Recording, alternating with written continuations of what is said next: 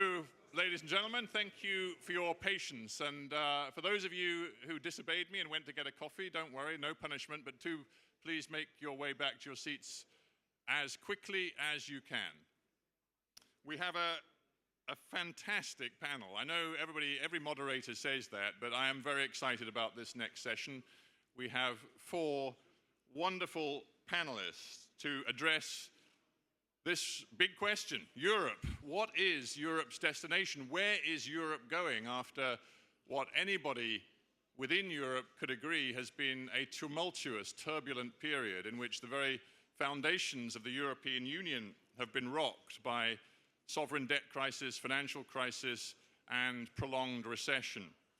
So, without further ado, let me introduce my four guests. They're all going to give us their opening thoughts on where Europe goes from here, and then we're going to engage in a lively conversation, again, with you very much a part of it. So let me introduce first the leader of Germany for 2 terms as Chancellor, Gerhard Schröder. I think a fascinating moment to reflect that the Social Democrats used to be the natural party of government in Germany on a weekend in which Germans are going to the polls again, and perhaps it's fair to say the SPD not the favourites to win this time around. But Mr. Schröder was key to the transformation of Germany in the late 90s and the early 2000s. So welcome to you, sir. Next, I would like to welcome Mario Monti, the Prime Minister, until very recently, of Italy. Mario Monti was Italian Prime Minister for around 18 months until the spring of this year. And again, I don't think I'm saying anything controversial in saying that without him, Italy's economic problems, its sense of internal crisis would have been much, much worse. And as we see Italy emerge from crisis right now, much of the thanks, I think, in your nation goes to you, sir. So thank you for joining us today. I would also like to welcome from Turkey, Egemen Bağış, who is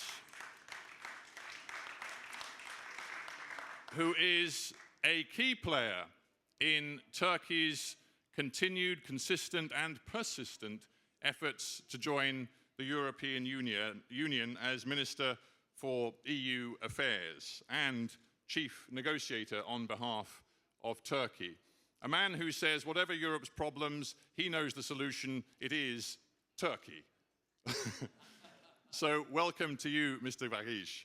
And finally, number 4 on our panel, a very, very distinguished viewer of the European and world economy, a man who I had the pleasure of interviewing for Hard Talk when he was managing director of the IMF in Washington, a job he did with great distinction until 2011. So please welcome Dominique Strauss-Kahn.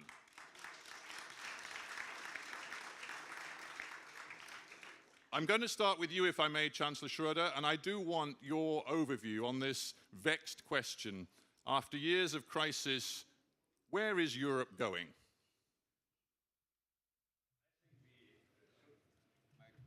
I think we should realize that we don't have a crisis of the currency in Europe. In Europe, we have a political crisis, and it can only be solved by politics, not by financial people, whatever. What is the main reason for this crisis? When the euro was established, Mr. Mitterrand and my predecessor Helmut Kohl made both an error. Mitterrand thought that he can decrease the strong German economy by having a common currency. It was a mistake, no question. If you have a common currency, the weaker economy can't devaluate their own currency. So in a common currency room, the stronger economy will become stronger, not weaker. Kohl's error was, he thought, normally you have first a political union and secondly a common currency. But at that time, in 1998, it was impossible to implement a political union. So Kohl thought, and it was interesting, we will make the second step as the first one. We will have a common currency, and the common currency will force us to implement the political union. But even during my term in office, we couldn't succeed with that. We couldn't succeed because of many reasons. If I wouldn't be a diplomat, I would say especially because of Great Britain, of course. But I can't say so, of course. Oh, yes, you can. And we couldn't deliver. And the problem we now have is that the crisis forced us, not the currency, the crisis forced us to implement a political union. You cannot have a stable common currency being only able to coordinate the monetary policy. You must be also able to coordinate the fiscal, the economic, and I have to add the social policy too. And so, if we wanted to have a stable currency without crisis, we have to deliver now a political union. That is what is necessary for the next year in Europe. We need more, not less integration in Europe. Thank you so much, Chancellor Schröder, for a very forthright opening statement. And I'm going to go now to Mario Monti. Sir, if you would give us your opening thoughts, and perhaps you can be as forthright as Gerhard Schröder. Yes, I agree very much with Chancellor Schröder. The crisis has shown in a crystal clear way that we need more political union. And I would say that this tumultuous and turbulent period, as you qualified the last 3 years or so, did bring the European Union towards more political union, because a much higher degree of policy coordination was achieved in ways that would have been unthinkable before the Greek crisis. And we have understood better that Europe needs more growth. At the same time, it needs a growth that is not systematically built on fiscal deficits, also because that would not at any rate be sustainable.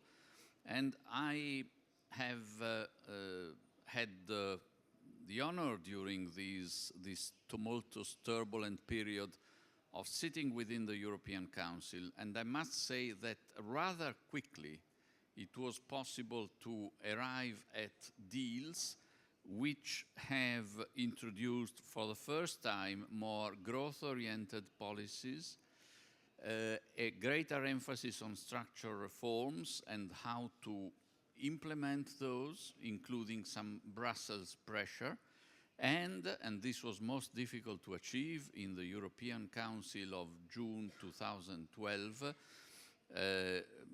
after some interesting discussion between Germany and some other countries, including Italy, it was possible to agree that there is a common interest in having some stabilizing interventions for the bond markets of those countries which comply with the country-specific recommendation, that is, with those countries which are pursuing the good policies.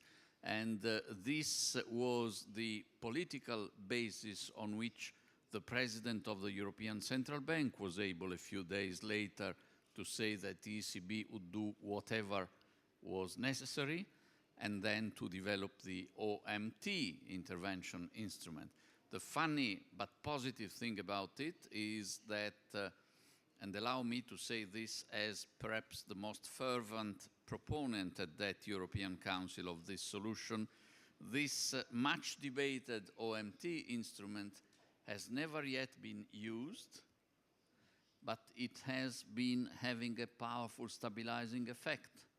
I strongly hope that the Federal Constitutional Court in Germany does not strike down this surrealistic but highly realistic and already very fruitful policy instrument that was so far the culmination of the lessons drawn by the EU from the crisis. And just one final sentence.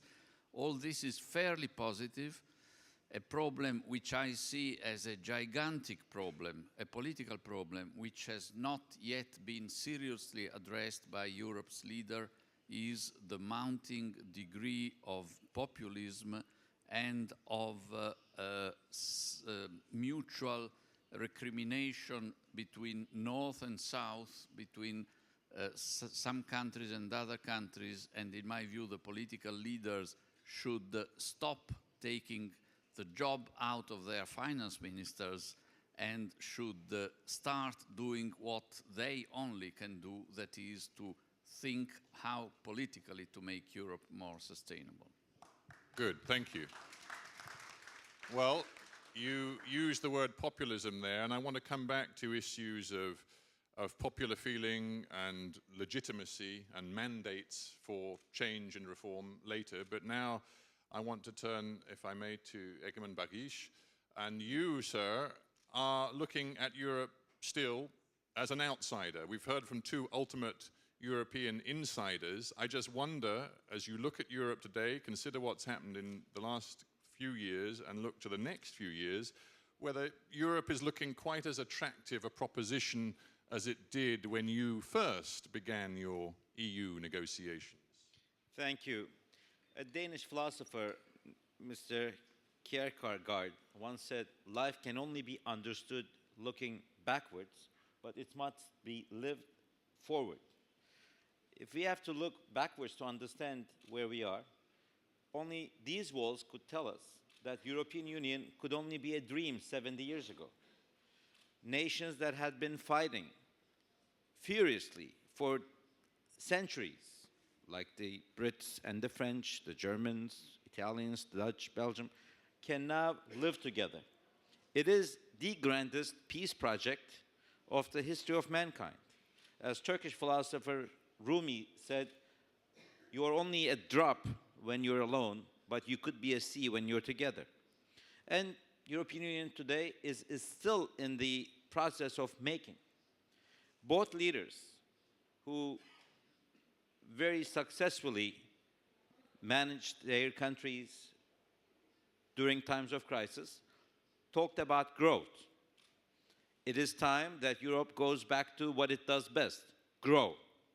And growing means putting their prejudices away and accept young and dynamic nations like Ukraine, like Turkey, to become partners and members of this grandest peace project. I was once talking to a French high-level executive of European Union. He told me when he first joined the Commission, and he told his father that he started working for European Union, and his supervisor was German. He said, my father, this was 30 years ago, did not speak to me for 2 weeks. How could my French son take instructions from a German? Was the attitude. If they could overcome all their difficulties, then understanding the contributions of countries like Turkey, Ukraine, and Macedonia, Kosovo, Albania, Serbia, Bosnia, which would make this project even greater. And a peace project like European Union cannot afford to have black holes or black mountains in the heart of it. So I think Europe has to go back to what it does best and grow by continuing with enlargement. Thank you very much, Egemen. Come back to some of those points. Come back to some of those points in a moment, but I want to turn now to Dominique Strauss-Kahn. And Dominique, goodness knows, you know, you've been in a position to view Europe in the context of the global economy for a long time now. And I wonder, as you do that, whether you can be optimistic about Europe's destination. France is my motherland, but Europe is my future. That's the sentence that Mitterrand used when she launched the referendum on the Maastricht Treaty. And I still believe this. But gosh, how difficult it is. We need more Europe, even more than ever, in the globalization. And it has never been as difficult as today because of populism, because of nationalistic solution, because of people being afraid of the future and turning back to domestic solution, has never been as difficult as today. I perfectly share all what has been said before. The problem of Europe today is not a technical problem. We know all the technical solutions. Some are better than other ones, and experts may take hours in deciding if we should do this or do that. That's not the point. The point is a political one. Most of European people are just desperate today. They're desperate because they don't have confidence in the future. And what is confidence in the future? It's politics and leadership. And what is lacking today, mostly in Europe, is leadership and the idea that we know where we go and we're going to do what we need to do that. What we need is a Schröder. You know what a Schröder is?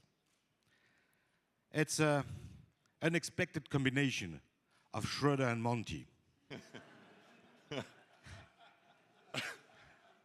It's two guys, one from the north, the other from the south. One with a German rigor, the other with the Latin creativeness. One coming from the Social Democrat, the other one more from the conservative. And likely to do what their country needs. What has been done by Gerhard and by Mario is basically to say, I know, I may be wrong, but I know what my country needs. I'm going to do it, whatever happens to my political future. But when I look around today to European leaders, I see no one likely to do that. I see no one likely to decide, I'm going to convince my own people, and convincing my own people, I'm going to convince the other Europeans that we have something to do, that Europe has a role to play, and that we're going to do it together. So, Europe is certainly my future. I spent more than 20 years of my political life to try to help building it. But today, it's more difficult than before, which doesn't mean that it's not possible. I still believe that if somebody stands up, or a group of men, women, stand up, saying that's the direction the European people will follow. And not only when I say the European people, the one who are today belonging to the European Union, but also, as you said, those around, Ukraine, of course, Turkey, some others. Europe is not a set of boundaries, of frontiers. Europe is an idea, and to this idea, many can join. But for this idea to live, it needs to be taken and pushed forward by somebody, and that's exactly what we need to find now to go ahead. I thank you. I think that's what you call in French a cri de coeur. And it strikes me that when you say what Europe needs is a Schröder, which I know got a smile from you, what Europe actually has is a Merconde, or any sort of mix of Merkel, Hollande, and a few others as well. And you say the problem is leadership, but the fact is, if you look at polling evidence across the European Union, the peoples of Europe are increasingly skeptical about the prescription you've all shared, which is more Europe. So in the short and medium term, how do you overcome that? Gerhard. It's very difficult to give an answer. It's usual for every country. I can tell some of the experience I had. Dominique is totally right. What the difficulties about the difficulties for reforms in our societies. The main problem you have is you have to do a difficult decision now. And the positive results you can see 3 or 5 years later.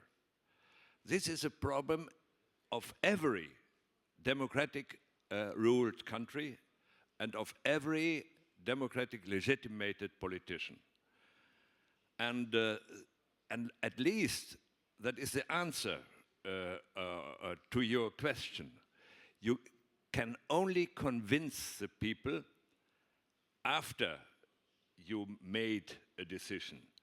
And you can't make such difficult decisions only top down, never bottom up.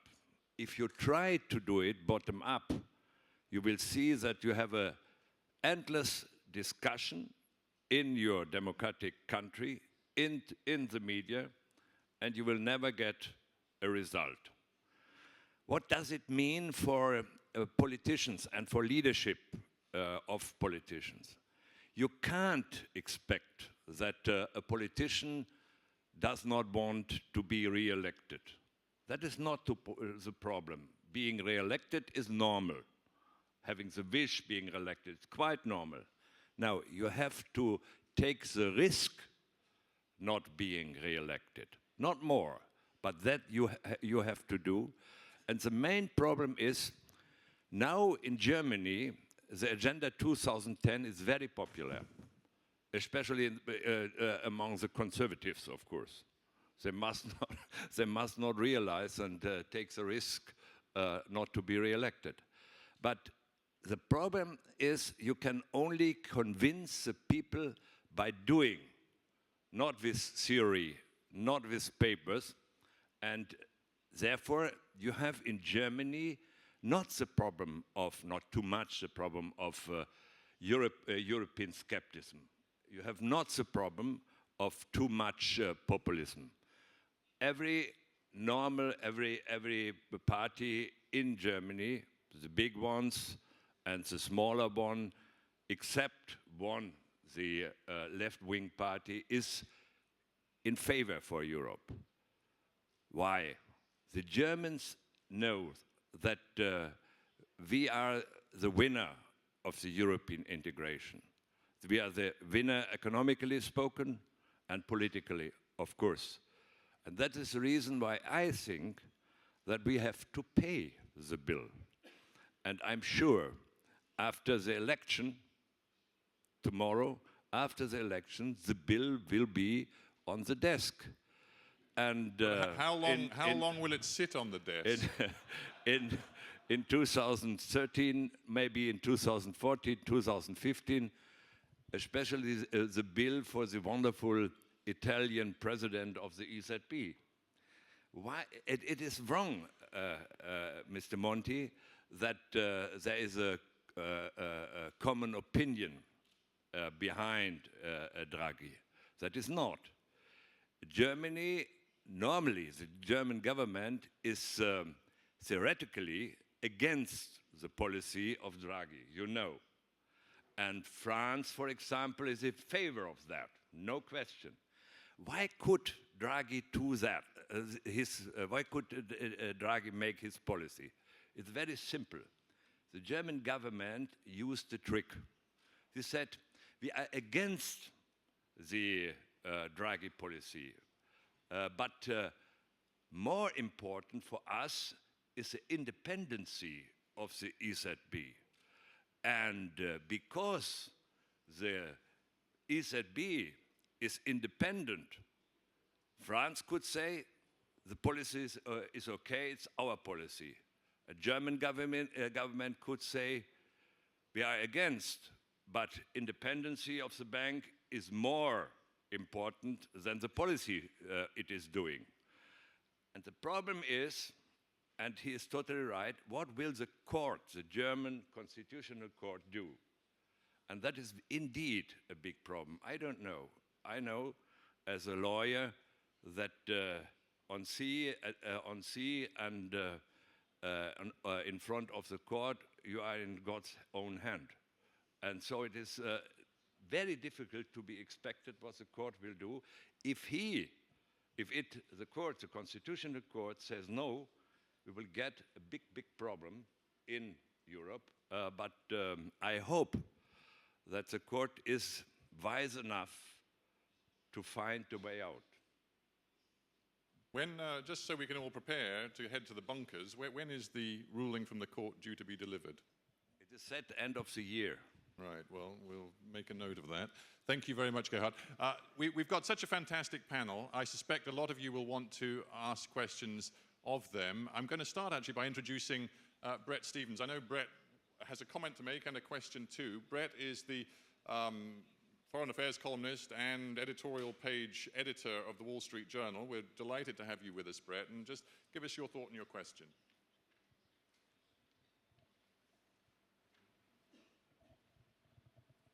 Well, I'm delighted to join you today and of course honored to be here. What I'm fascinated by is how quickly the discussion has turned to politics, and each of you said something that I thought was vital to what should be, I think, the real discussion about Europe. And I say this from an American perspective, but as an American married to a German social democrat, so a very sympathetic perspective. One question, and I think it's very real looking at a German election just ahead of us, is how policymakers in Europe or politicians in Europe can align policy successes with political successes. Because I can think of a certain former Italian prime minister, not in this room, who had great political success while achieving no policy successes, and I can think of another Italian prime minister, perhaps among us, who had great policy successes without commensurate political successes. Something similar might be said in a German context. So how do you make that alignment so that good policy ends up being good politics?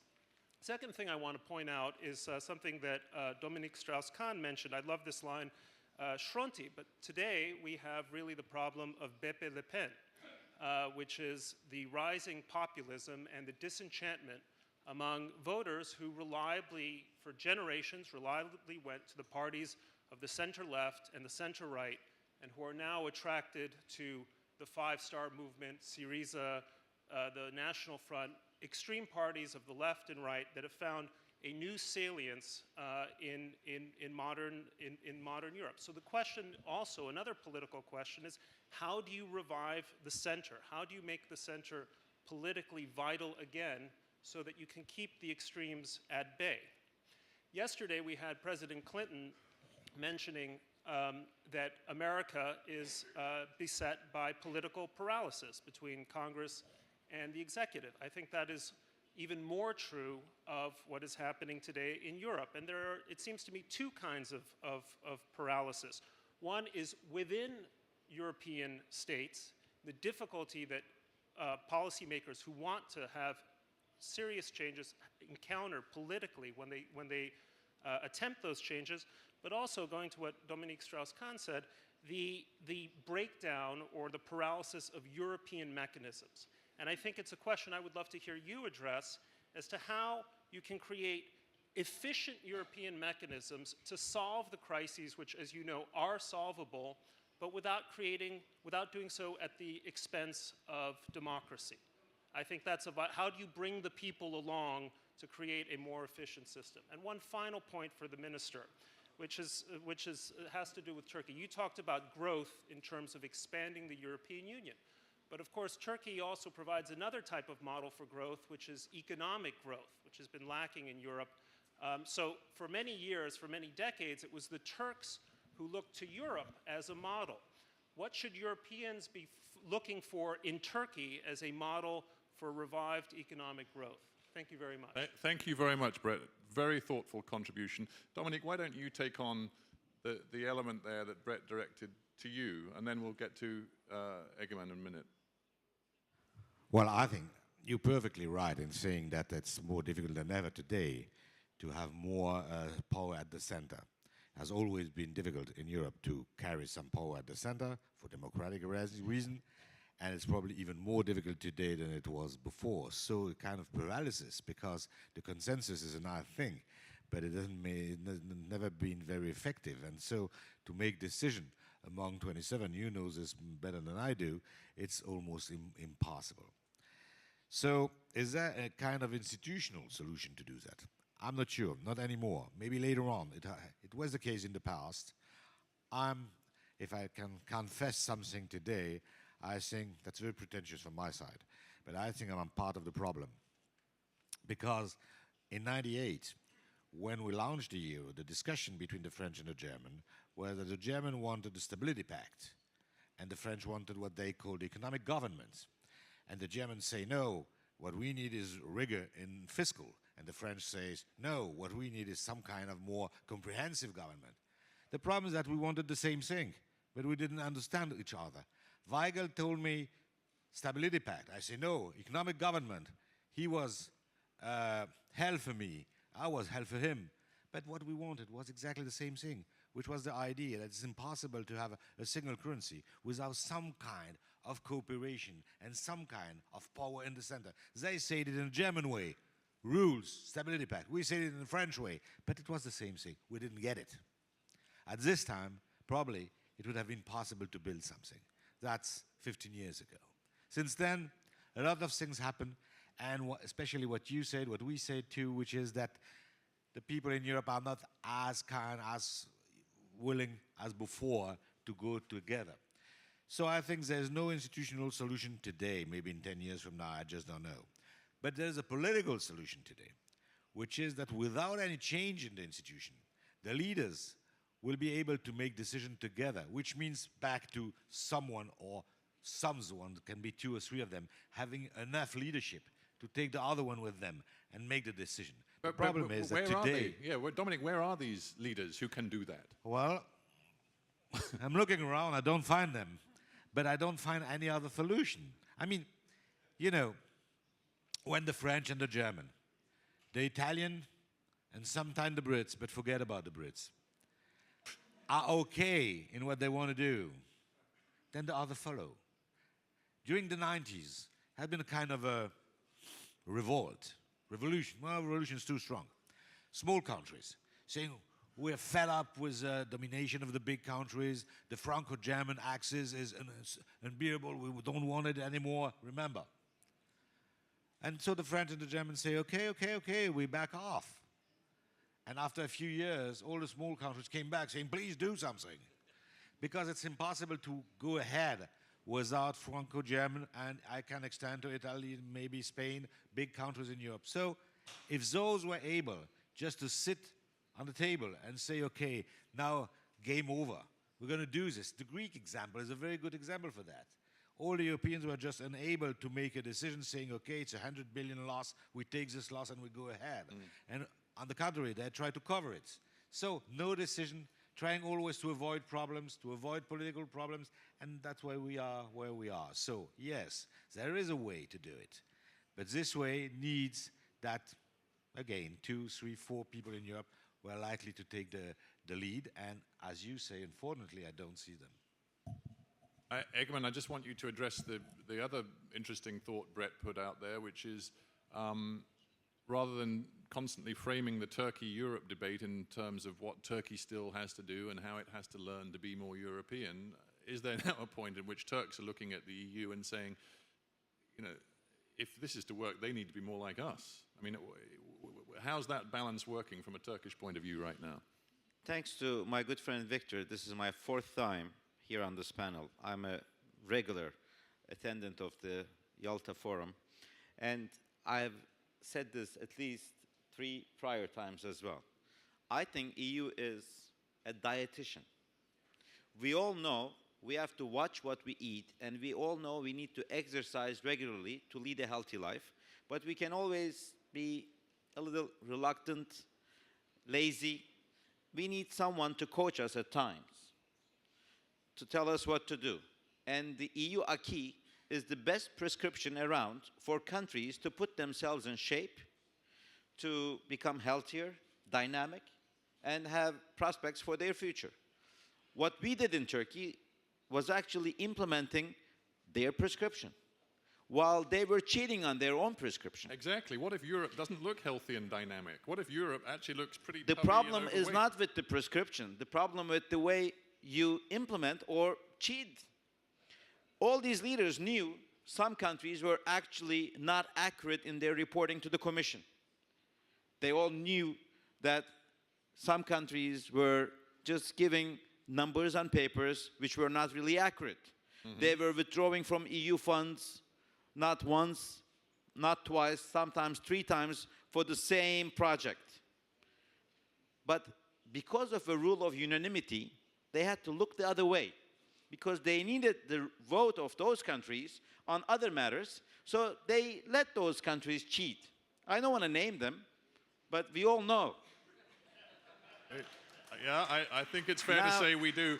What we did in Turkey was we established their rules. Between 1923, establishment of the Turkish Republic, till 2002, when my party came to power, the largest portion of the budget would go to the Ministry of Defense. But since 2002, in line with EU rules and regulations, we have invested into our democracy, into our education, into our transportation. Now, defense is number 8 on the budget items compared to other important issues that affect daily lives of our own people. And we very seriously had something in mind: fiscal discipline. This was something, previously we had another dietitian called IMF. We have now ceased our relationship with IMF, but we are probably the only success story of IMF. And Dr. Khan knows that Turkey has acted very much in line with the IMF prescription.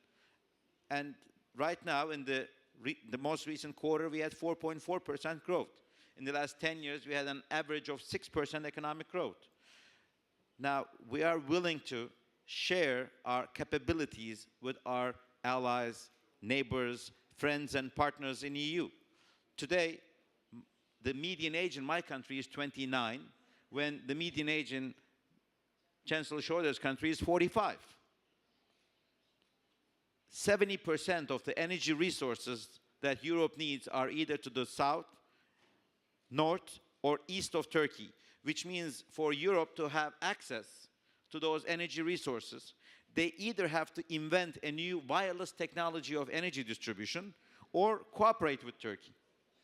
But we cannot even open the chapter on energy because one member state, a half an island state in the Mediterranean, is blocking the chapter on energy and hijacking the energy interests of 500 million Europeans just because they feel like it.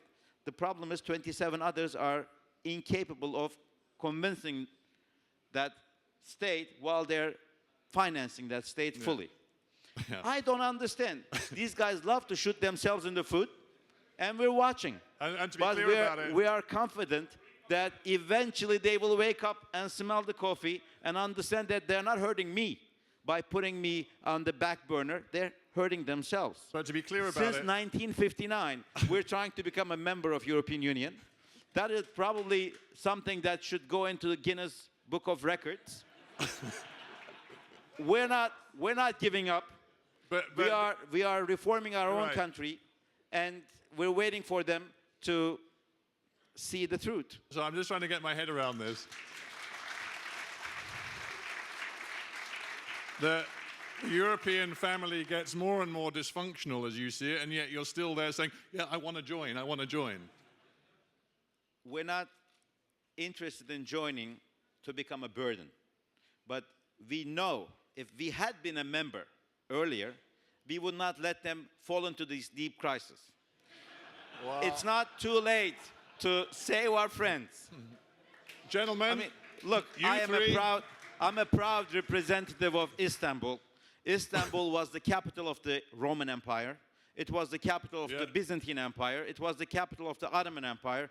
It's the only city in the world that served as the capital of 3 magnificent empires, which is built on 2 continents, which is the only city through which a sea runs, which houses churches, synagogues, and mosques together for more than 700 years. And yet, we lost the Olympic bid, which shows that I think- there is a problem called prejudice.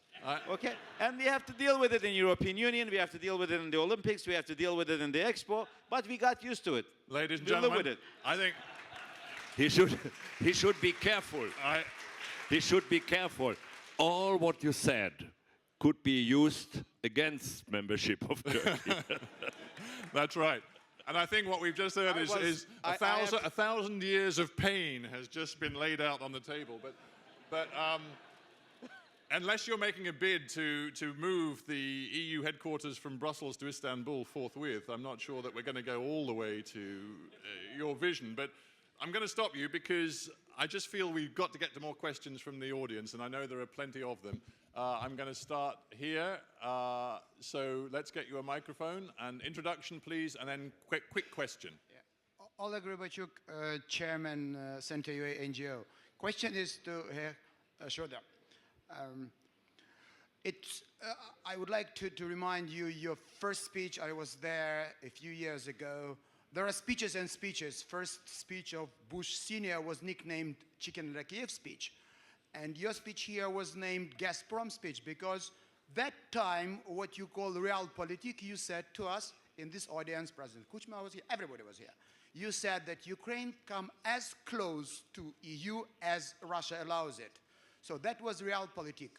What is today? Do you believe it is surrealpolitik? You don't remember. You don't remember that. Well, never mind that. Oh, well, that's a good point that you forgot it, but we remember. Chancellor, microphone, and then... I fear I can't understand your English. But I listened to the Prime Minister, and I understand what he said. And it was interesting for me to hear that the main question on which he did not knew one answer was, how will be the relation between associated Ukraine and the custom union? It is a question for the Ukraine, not for me. I'm just going to pick you up on that. I mean, in the end, do you think Ukraine is going to have to face this choice? Ukrainians would like to believe in the end good sense will prevail and they can have both, an integrated relationship with Europe and a close and integrated relationship to the east with Moscow and the customs union. In your view, is that not going to happen? I hope so, that it's possible, but it's not my task to organize it. It's a question about the relationship between the Ukraine associated to Europe, and I understand that they want to sign the treaty end of the year, and everybody has to accept it, and the relationship to Russia, of course, and especially in the economic sector. It will be interesting to organize it, and I think the host will know on which we are discussing here. But that is an internal problem of the Ukraine, and it's a problem of the relationship between Ukraine and Russia. For me, it's quite clear that the Ukraine needs normal relationship to Russia because of politics, because of economic reasons, no question. But how to achieve that is a question for the internal policy of the Ukraine, not for me. You know Vladimir Putin quite well. Pardon? You know Putin quite well. Yes, of course. I know Putin quite well, and of course I know Mr. Kuchma quite well. We all had a good relation during his term in office.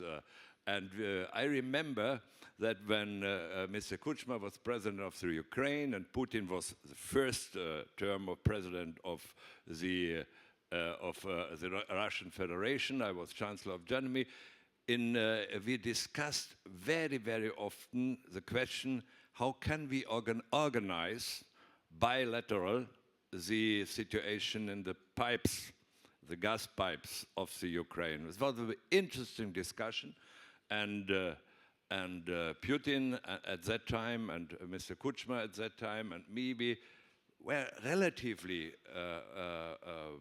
in favor to organize it internationally. But after that, I think in Ukraine there exists a law that it is not possible to internationalize the pipe system in Ukraine, but that's not my fault.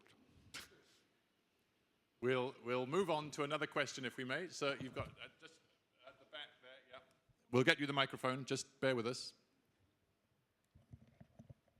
Дякую. Володимир Фесенко, політолог, Україна. У мене принципове питання.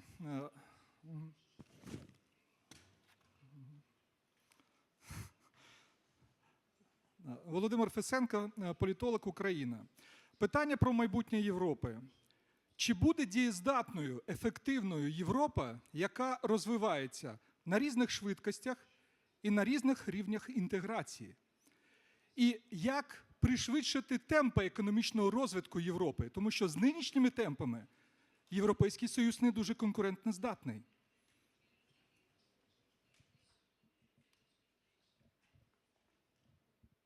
Prime Minister Monti, why don't you take that one? Were you able to catch all of the question? Yes.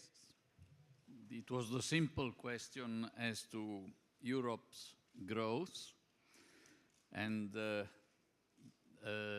more than one speeds.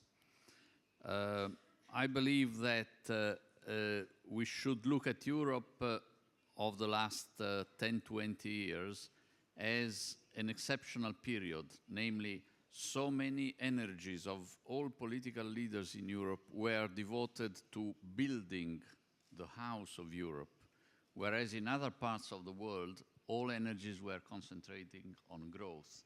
But now, Europe is much better equipped to cope with economic issues and growth than it would have been 10, 20 years ago. So I'm rather optimistic about the possibility for Europe to capture a higher rate of growth, particularly now that it seems to me a policy consensus is developing in Europe, overcoming ideological divides. Once President Obama asked me, that was actually my first meeting, people say that you have a good dialogue with Chancellor Merkel. Could you tell me how you handle her in the debate? And I said to him, you should always keep in mind that for Germans, economics is still a branch of moral philosophy, and that growth is the reward to good behavior. So forget about persuading her, but for that matter, most Germans, about the virtues of Keynesian aggressive demand management through budget deficits. But push the Germans, even Mrs. Merkel, to identify the fact that there is one portion of government spending which is not bad, is not consumption, is investment. Investment conducive to more production capacity in the future. So through that window, you might persuade Germany to be more conducive to growth. And this is what is gradually happening. And all the policy constructions now in Europe with a blueprint also of Germany go in this direction. As to the fact that we proceed at different speeds, that has always been the case, but also the most perfect union of all, the United States, proceed at different speeds. The problem is that there they, as we know, have more perfect markets, greater mobility, fiscal transfers among the states, so that they are able to absorb the divergent paces of growth. But for each of these factors, Europe is also gradually making progress. Well, I have to say, impressed by your optimism, but it just seems to me, if one takes Egemen's point about demographics, if one looks at what the Americans call the entitlements systems in Europe and the vast burden that an aging population is going to present for so many European countries, and then one looks at basic measures of economic efficiency and competitiveness, there are reasons to be much more pessimistic than you about European growth in the future. I'm not so sure. It all depends on politics. And the question was asked earlier, how can we revive the political center? I'm not sure we can, But I tend to be sure, after some German experiences and after the recent Italian experience, that one way to go about it is to have grand coalitions, because there are very painful structural reforms to be done. And it is less difficult to do that politically if the burden is brought by wider shoulders. Let me give you a precise example. You rightly mentioned demographics. Well, Italy had a terrible problem of unbalanced pension system. With the grand coalition that I chaired last year, we built a very elementary package. We said to the left, you must agree on pension reform, a deep one, and we said to the right, you must agree on the introduction of a property tax and on a stronger fight against tax evasion. None of the two things would ever have happened in isolation, because the other part would have exploited that politically, built in a package that went through actually in a few weeks. And Italy is not a country known for the particularly speedy decision-making mechanisms. And even the US, of which we have not spoken much this morning, is a country which is affected by short-termism, and when it tries to do something remotely serious in the area of controlling public finances, is it not tempted by grand coalition? The super committee that President Obama tried to put in place on the deficit and the debt on the budget, yeah, was a system of that sort. Now, many people say that beginning tomorrow evening, but here I should turn the floor to the first portion of Schröder. People say that beginning tomorrow evening there will probably be a negotiation for a Koalitionsvertrag, and we turn not just into current event but into future events. Well, in a word, Gerhard, are we going to be seeing a grand coalition in Germany to share the burden of difficult decisions, as Mario says? Do you want a true answer? Why not? Let's try truth Then for once. then ask me on Monday. All right, let's have the wild speculation then. No, I can't speculate, because we have a discussion in my party. They are totally against the Grand Coalition, totally against, because they had not so good experiences with the Grand Coalition in Germany. During the Grand Coalition, a lot of decisions were made, that is right, but the reform program, Agenda 2010, which we launched, was a reform program of a red-green government, not of a Grand Coalition. In the Grand Coalition, we increased the pension age from 65 to 67. It was totally necessary. And we made some steps in short-term working. That was the result of the Grand Coalition. The very, very ambitious reform program, Agenda 2010, was made by a red-green government and not by a Grand Coalition. So it is possible, if you have enough courage, to take the risk not being re-elected, when you wanted to launch such a reform. I can't say anything about the outcome of the general election tomorrow. I would say there are realistically two results. One is that the present government and the present coalition can continue the work, could be, I would say 45, not more, %.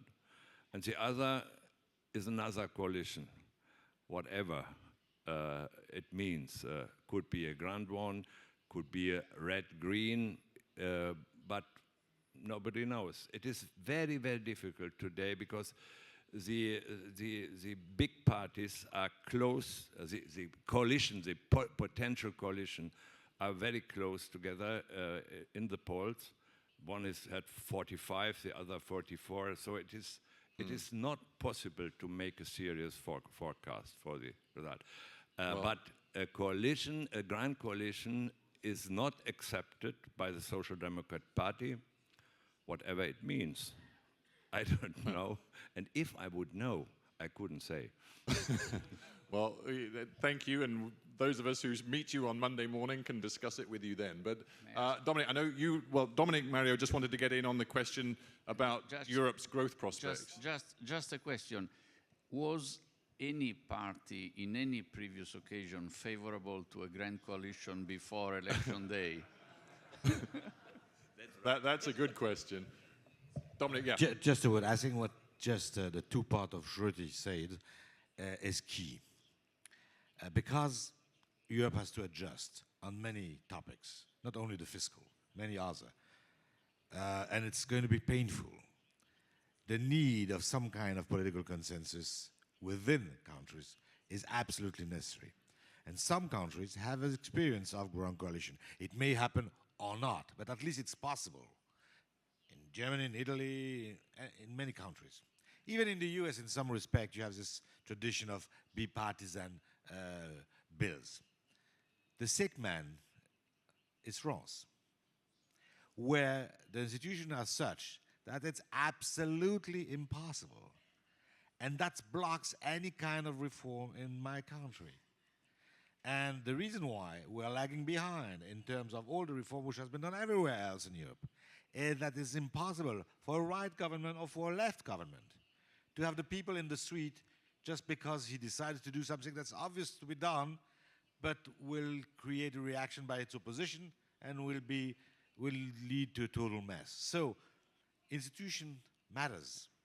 And the way we have this kind of a Napoleon constitution in my country makes that what is needed today is this kind of a coalition, which again may happen or not, but the possibility of this is a real problem for Europe, and that's why really I believe that the question is less, as we said before, a technical economic question than really a political question.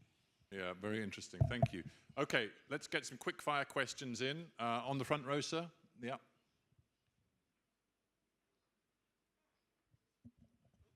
Thank you. My name is Vasyl Filipchuk, and listening to your excellent panel, I reminded the Ukraine-EU summit in September 2000, when, after presentation of President Kuchma, President Chirac said, "Friends, it's wisdom who is speaking." Listening to you, I also wanted to say that, friends, it's really wisdom who is speaking, and I think no one in this room, maybe except Mr. Glaziev, would disagree with the fact that necessity for deeper internal integration in the EU, necessity was what Minister Bağış said, of enlarging EU to Ukraine and Turkey, it's wisdom. But the very fact that Turkey is so long in accession process, the very fact that Ukraine is not even recognized as candidate country, and difficulties that you have in internal EU integration proves that actually not everyone shares this wisdom. What would you recommend to us practitioners, three of you with your huge political experience, how shall we find a way to convince those who do not share this wisdom to convince them in necessity to really follow way which you described? Thank you. Okay, who would like to take that on? It's essentially how to convince Europe of the accession argument for Turkey, for Ukraine. Mario, you've picked up the microphone with intent. Thank you. Not a very easy one. But there too, I think we have to explain to our citizens not the grand design of pan-European solidarity, which is good, but normally does not move too many votes or make them fly away, but rather our concrete interests. For example, when people say, okay, the enlargement to the east was a good idea, but it should have waited 10, 15 years. My answer is, in Italy, as an Italian, I feel much more secure with a European Union that now extends from Slovenia to Estonia, given certain inherent features of Russian policies, then I would feel if those countries would still be hanging around in the position of candidate countries also from the point of view of all the concrete things that matter, the fight against crime, against recycling, etc., etc., I feel more secure, although there may have been disadvantages in a fast accession process. But I believe the window of history might have been closed if we had followed a more reasonable, gradualistic path. Just as, this is another sort of debate, but similar, just when we have all of us, not only German leaders, to persuade German citizens that they have an interest too in European integration, as the Chancellor underlined, I believe that we, French, Italians, Spaniards, should use much less the word solidarity. It's not necessarily a solidarity gesture, but it is an enlightened self-interest on the part of Germany. Let's not exploit words that imply moral aspects of generosity. There are also those, but it is a pragmatic balance of interests, I believe. But I just wonder, and I'd like all of you to, don't be shy, if you'd like to applaud, please do, but I just wonder for all of you whether you think there is an issue of timing, of sequencing, of priorities right now, because there's a lot of talk about reform inside the European Union, and still there are very important countries like Turkey and Ukraine knocking on the door. But do you feel that Europe has to take big decisions about reform, about internal governance, before it gets to the next phase of accession? Who would like to pick up on that? I think that job should have been done many years ago in the Nice European Council. I believe the Chancellor was there. I certainly was not. I think that once again, for domestic political reasons in France, the forthcoming presidential elections, President Chirac probably steered that Nice Treaty towards a minimalistic outcome, which had the consequence that we either should have postponed for a long time accession, or what we did, we have had accession with a still shaky structure of decision-making within the European Union. But you were there. I think you have to do both. You have to make internal reforms in the member states of the European Union, similar to that what we did in 2003 in Germany with the Agenda 2010. You have to do it, Mario did it in Italy. You have, and I totally agree with Dominique, you have to do it especially in France. They have to deliver in their own interest, but also in the interest of Europe. And at the same time, we have to push the negotiation, especially with Turkey. Look, you have to understand the association treaty between the EU and Turkey was from 1963, 50 years ago, and at that time there was promised to become a full member state of the European Union. And in 2004, in December 2004, we gave the signal in Brussels, in the council, that negotiation talks can start in October 2005. Since that, we negotiate with Turkey, and the problem I see is that there is not enough understanding in the council, in the present council of the European Union, that Europe needs Turkey in their own interest because of economy and because of geopolitical situation. Turkey could become a model for the region in Northern Africa, in the Near and Middle East, and I think we all are interested to have Turkey on board and to strengthen and to bring the negotiation talks forward, because I fear it could be, if we can't be succeeded, it could be that in Turkey the will of the people becoming member state of the EU is not increasing. It's more and more decreasing, and that is a problem not only for Turkey, also for us, by economic and by geopolitical reasons. Yeah, Egemen, is there sort of accession fatigue actually inside Turkey? Only naturally. When Chancellor Schröder mentioned in 2004, we, after waiting for 41 years, got a date to start accession talks. The support for EU membership in Turkey was 78%. The recent polls show that that's down to 45%. But more alarming is when you ask people, do you think Turkey will ever be admitted as a member to EU? Only 25% say yes. If I were to put But when you ask people, do you think the EU reforms have been good for Turkey? 75% say yes. Right, but so people prefer the process. That's very interesting. And if I were to put a lie detector test machine on your fingers right now and ask you that very same question, do you really, personally, after all your efforts, think Turkey will ever be a full EU member? What would you say? Honestly, and I'll tell you why. Back in 1963, per capita income in my country was $400. Now it's $11,000.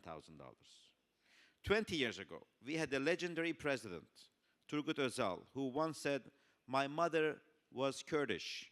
He said, my aunt did not even speak Turkish. But even president of the country was afraid to admit he was a Kurd. But today, we have 24 hours of Kurdish broadcasting on state television. We have prisoners defending themselves in the language of their choice in courts. Today, Armenian citizens of Turkey are using their historical Armenian church, Akdamar, after a gap of 112 years. The Orthodox community can now go and pray at Sumela Monastery after a gap of 88 years. People of Roma origin see their government building new houses for them, and all this is happening because of EU reforms. In the long run, to respond to your test, I think Turkey will end up like Norway. We will be at European standards, but because of lack of difficulties, we might end up like Norway, very closely aligned, but not as a member. Interesting. Unless things change, because with the current attitude that we receive, go ahead, Mr. President. Go on, Mr. President, you want to say something? It's very interesting. I think there are a lot of people finding it fascinating. We're almost out of time, and I know there's a question here at the front, and I want to get to that. So let's quickly have that, and then we may have to, let's get a microphone to the front, please. Well, thank you very much. I do think it's been an excellent panel. This is really a question for the Chancellor, for the Prime Minister, of course, for you too, Dominique. But I can certainly imagine a European Union with Turkey in it. In anything I've ever done, I've placed myself at the end point where I can actually imagine I want to be, the final goal. And then I step back to where I might be today at Yalta. If you can imagine the final goal of where you would like Europe to be, if you can imagine what it could possibly become, what would that be? I'm going to have to choose somebody to go first. Dominique, you look keen. Go on. Well, my view of what's going to happen in a couple of decades is that we have a multipolar world with China and its dependence, North America around the US and Canada and Mexico, probably South America and Brazil. Don't know exactly what's going to happen in Africa. And the question mark is Europe going to exist? I don't know. Not sure. I hope so. But what I know is that if Europe exists, then it will be including all the countries around. And it will be impossible to have a map of Europe with a thin pen to say, look, that's the Bosphorus. One side is in Europe, the other side is not. It would say the same thing with Gibraltar Strait. So Mediterranean scene has been the part where our civilization was born. And my strong belief is that if, I'm not sure, if in 50 years from now, something like Europe exists in a multipolar world, then it will include what is in the Mediterranean scene, what goes to the north. So the limits are the Atlantic Ocean at the west, the ice of the north, the sands of the Sahara on the south, and on the east, the time where we will reach the limit of the Chinese. Mario? In the sorry, in this longer-term view, I think Europe will be less relevant as a component of global demography and of the global economy, but will have dissolved itself in a very positive manner through its values into the way the rest of the world behaves. If the world is to survive with this multipolar structure, it will have to embrace the notions of multilateral governance, of integration and coordination of policies that is the DNA of the European construction, and which is with difficulties now at the center of the efforts of the G20, G8, etc., etc. So given the demography, we cannot pretend or expect Europe to be a key component of the world. But I think we can expect Europe to have given a lasting key contribution to the management of the world. Europe as disseminator of key values. It's an important thing to hold on to. Gerhard, we're coming to a close, but I'd love you two to have a very quick final word on this excellent last question. If the vision, the long-term vision. I agree with Mario totally. When Europe was founded after the World War II, for the people, it was what was clear that getting peace, it's needed it's needed to come together in a European Union. So the reason for founding Europe, the EU, was the wish to have peace after the Second World War. Today, the younger people, my daughter is 22, and the younger people, for them, it's not enough to remember it is peace as the founding, the cornerstone of Europe. It's not enough because they have peace all the time in which they live. So you need another reason for a united Europe. And I think you can find it. One part is what Mario said, but there's another one, more pragmatism.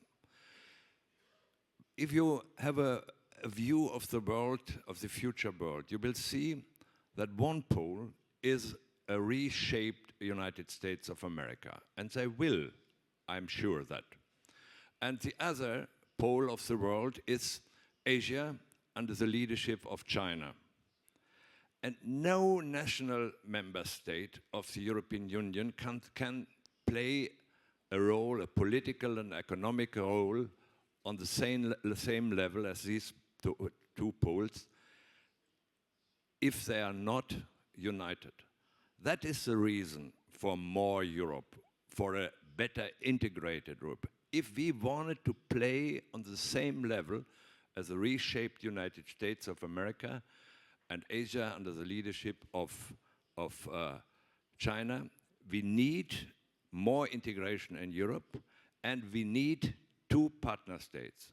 One is associated, one is Turkey, and as a full member state, I hope, and associated Russia too, no question, because of the enormous resources they have. That is the only possibility to play a role in a changed world to have on board these both nationalities. And of course, if possible, why not Ukraine? Egemen, last thought then. John Lennon said, imagine a world where there are no borders. And I think Chancellor Schröder is talking about a world where we have better integration, but we also have to be pragmatic. I think the solution is a multifaceted, multi-tier Europe where some of the common agendas like security, like protecting peace, should be very universal. But today, we also have to realize people want to live their local lives. Someone in Germany who works 60 hours a week doesn't want to pay the bills of someone else in some other parts of Europe who pretends to work 25 hours a week. People want to be responsible for their own social standards. And they want to have their local governments make most of the decisions. So we have to have a flexible integration policy when on some matters, especially matters that affect daily lives of people, decisions should be made at the local level. People in Brussels should not dictate what kind of milk I'm going to consume in different parts of my country. I think those decisions should be made locally, but overall policies. And we have to be credible. I think the most important value of European Union was democracy. That's what it was built on. And today, we are all witnessing a democracy being raped in Egypt, and Europe is keeping very low profile on it. And this also hurts credibility of Europe in other parts of the world. We have seen in the recent debate over Syria that Europe is not really a strong player. It's just a bywatcher. And I think if we really want Europe to be a platform of peace, unity, solidarity, and international voice, we have to beef it up. Well, you've left us with an extraordinarily interesting, provocative, and controversial thought, which we can't pursue, unfortunately, at this moment because we're out of time. But I have to say, if we had another hour, it wouldn't be long enough to tease out all of the insights and the thought that has come from our panel today. It is time for a coffee break, ladies and gentlemen, but please join me in giving a very, very warm thank you to our panel. Thank you all very, very much indeed.